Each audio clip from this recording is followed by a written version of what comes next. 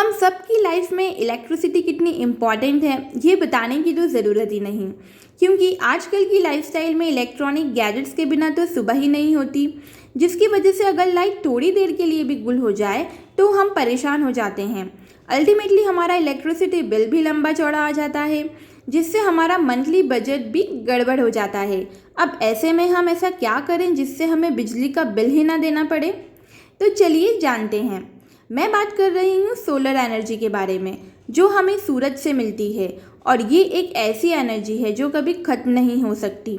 इस एनर्जी का यूज़ करके हम इलेक्ट्रिसिटी बिल बचा सकते हैं, जिसके लिए आपको अपनी टेरेस पे सोलर पैनल्स लगाने होंगे। अब ये क्या होते हैं?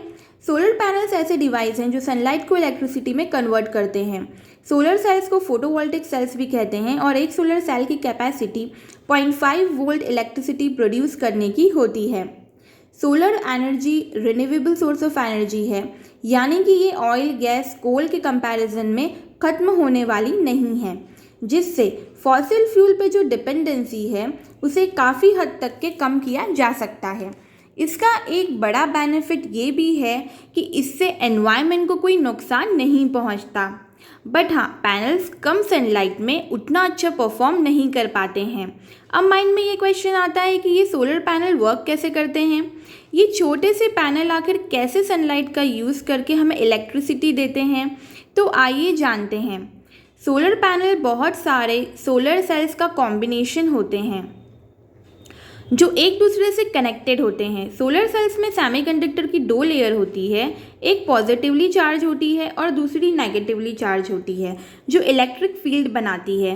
सेल्स सनलाइट को एब्जॉर्ब करते हैं। जब सनलाइट इन सेल्स पर पड़ती है तो सेल्स एनर्जाइज हो जाते हैं और इस प्रोसेस में एटम से इलेक्ट्रॉन सेपरेट होकर सोलर सेल्स के चारों ओर घूमने लगते हैं। इस मोमेंट से जो इलेक्ट्रिक करंट क्रिएट होता है उससे इलेक्ट्रिसिटी जनरेट होती है।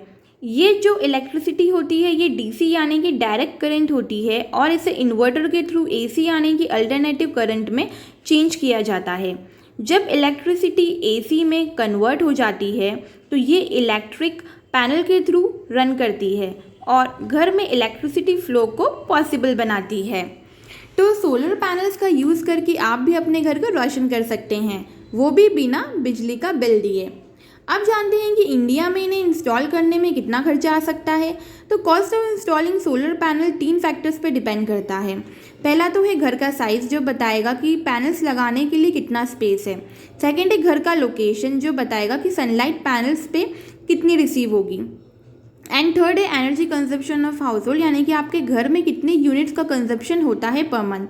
जैसे कि अगर आप 300 से 350 यूनिट्स कंज्यूम करते हैं पर मंथ, उसका बिल आता है 3000 रुपये, तो आपको 3 किलोवाट की सोलर सिस्टम की ज़रूरत पड़ेगी, जिसे लगाने में 1 से 2 लाख का खर्चा आएगा विद सब्सिडी।